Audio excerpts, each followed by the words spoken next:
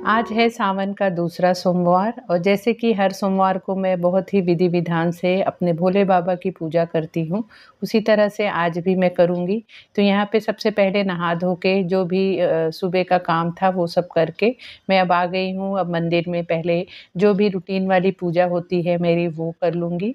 उसके बाद फिर मैं अपने सावन के सोमवार की पूजा की अब भगवान को अभिषेक करने की तैयारी करूँगी। तो यहाँ पे सबसे पहले मैं जो भी मेरी रेगुलर वाली पूजा होती है उसे कर लूँगी। वो पूजा हो जाने के बाद देखिए यहाँ पे मैंने ये सब तैयारी करके रख लिया है, जो भी पूजा में लगने वाले बर्तन हैं वो सब अच्छे से वॉश कर लिया है। साथ ही जो भी चीज़ें हमें पूजा में लगती है वो भी मैं एक साथ एक जगह पे रख लेती हूँ। तो यहाँ पे जो भी फूल हुआ, इस तरह से मैं ये वाले फूल होते हैं, इसकी मैंने एक छोटी-सी माला बना ली है अपने भोले बाबा के लिए। और यहाँ पे एक ही थाली में सब चीज़ों को जो भी फूल, हार ये सब लगता है, बेलपत्र, धतूर सब एक साथ रख लूँगी, क्योंकि पूजा करने के टाइम फिर बार-बार हमें उठना नहीं पड़े, तो एक ही जगह पे रहेगा तो पूजा करने में आसानी होगी। तो यहाँ पे बेलपत्र भी मैं इस तरह से चुन के ले लेती हूँ, जितना मुझे मतलब मिलता है, जिस हिसाब से मिलता है उस हिसाब से फिर मैं चढ़ाती हूँ। तो जैसे यहाँ पे आज मुझे बेलपत्र अच्छे वाले मिल गए हैं, वो भी बेलपत्र भी जब भी आप चढ़ाएँ तो 3 पत्ते वाले होने चाहिए और बिल्कुल वो कटा-पिटा भी नहीं होना चाहिए। और जो पीछे की तरफ डंठल होती है, थोड़ा-सा उसे हमें तोड़ देना चाहिए। तो इस तरह से तोड़ के और अच्छे से चुन के लूँगी कि कोई भी पत्ते कटे-पिटे ना हों। और जैसे कि हम पूजा पाठ करते हैं तो एक दूसरों से, बड़ों से सुन के चीज़ों को जानने लगते हैं। तो इसी तरह से मुझे भी पता चला है कि जब भी हम फूल या हार इस तरह से लाते हैं तो डायरेक्ट ही थैले में से लेके हम भगवान के ऊपर चढ़ाने लगते हैं। लेकिन हमें ऐसा नहीं करना चाहिए, उसे आप किसी भी बर्तन में लेके अच्छे से उस पे गंगा जल या जल से छिड़काव करें, उसे अच्छे से धोएँ, क्योंकि पता नहीं होता है कि जब हम लेके जहाँ से आ रहे हैं वो वहाँ पे वो कितने शुद्धता के साथ वो रखा गया है। तो उसे एक बार घर पे लाने के बाद अच्छे से उस पे गंगा जल का भी हम अगर छिड़काव कर देते हैं तो हमारी सभी चीज़ें शुद्ध हो जाती हैं। तो यहाँ पे देखिए सभी चीज़ों को मैंने यहाँ पे एक साथ रख लिया है, जो भी पूजा में अभिषेक में चीज़ें लगने वाली हैं। और यहाँ पे आप देख सकते हैं सफ़ेद तिल भी मैंने लिया है, क्योंकि आज दूसरा सावन का सोमवार है और मैं यहाँ पे सिवा मुट्ठी भी भोले बाबा को चढ़ाती हूँ। तो आज जो सेकंड सोमवार होता है उसमें सफ़ेद तिल का सिवा मुट्ठी चढ़ाना है, तो उसे भी मैंने यहाँ पे ले लिया है। तो अब पूजा की तैयारी कर रही हूँ।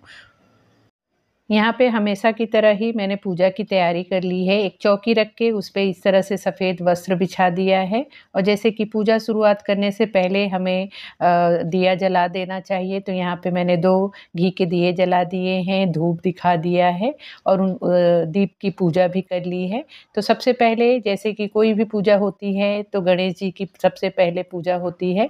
तो सबसे पहले मैं मेरे गणपति भगवान की मतलब उनका अभिषेक कर दूँगी, उन्हें दूध से, जल से अच्छे से उन्हें नहला दूँगी। और यहाँ पे अभिषेक करते समय आप यहाँ पे गणपति मंत्र का जाप भी कर सकते हैं या गणपति अथर्व शीर्ष का जाप कर सकते हैं अगर आपको आता हो तो। इस तरह से आप उनकी मंत्र जाप करते रहें और उनका अभिषेक करते रहें। तो जल से, उसके बाद दूध से, पंचामृत से अभिषेक करके फिर उन्हें अच्छे से गंगा जल से साफ शुद्ध करेंगे और उन्हें उनकी जगह दे देंगे, उन्हें उनकी जगह पे उनका आगमन कर देंगे, स्थापना कर देंगे।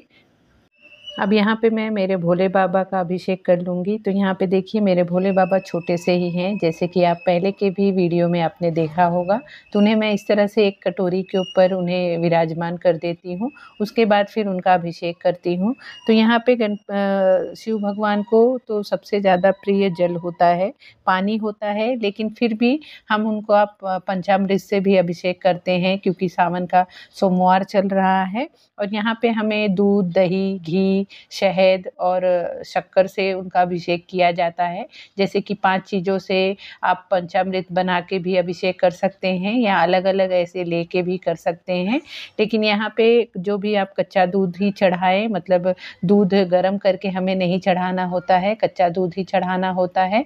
तो इस तरह से मैं भोले बाबा का अपने अभिषेक करूँगी। और अभिषेक करते समय आप यहाँ पे नमः शिवाय का जाप कर सकते हैं या हम महामृत्युंजय का जाप कर सकते हैं। अगर आपको आता हो तो शिव महिमा स्रोत का भी आप जाप कर सकते हैं। जो भी आपको आता हो उनका आपको जाप करते-करते ही उनका अभिषेक करना है।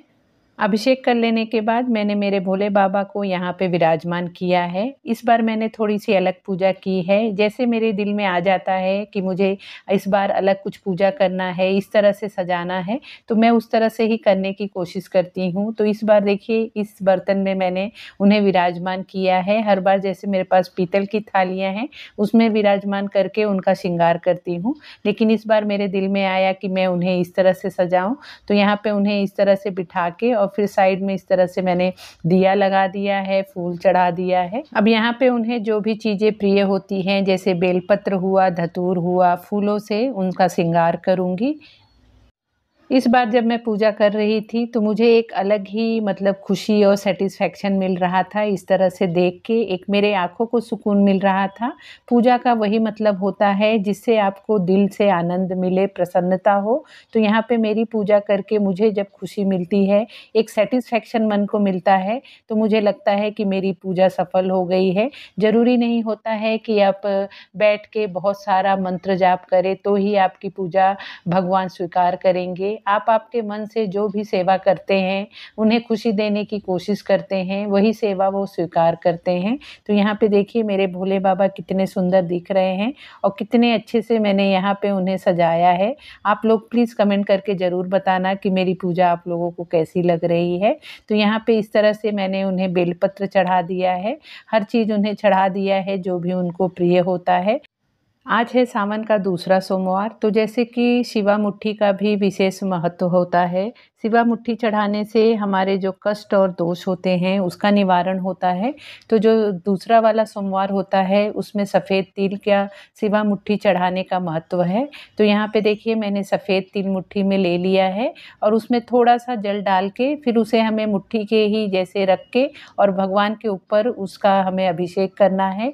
तो जब हम इस तरह से सफ़ेद तिल का शिवा मुट्ठी चढ़ाते हैं तो हमारे ऊपर जो भी पितृ दोष या वास्तु दोष होता है उसका निवारण होता है। तो इसलिए ये सफ़ेद तिल सेकंड सोमवार को चढ़ाया जाता है। तो हर सोमवार का अलग-अलग शिवा मुट्ठी का एक महत्व होता है। तो इस बार सफ़ेद तिल था तो मैं यहाँ पे सफ़ेद तिल का शिवा मुट्ठी चढ़ा रही हूँ। अब यहाँ पे उनको भोग लगाऊंगी, उनकी आरती करूंगी। तो इस तरह से मेरे भोले बाबा का सोमवार की पूजा संपन्न हो जाती है और ये सब करके मुझे एक अलग ही सैटिस्फैक्शन और खुशी मिलती है।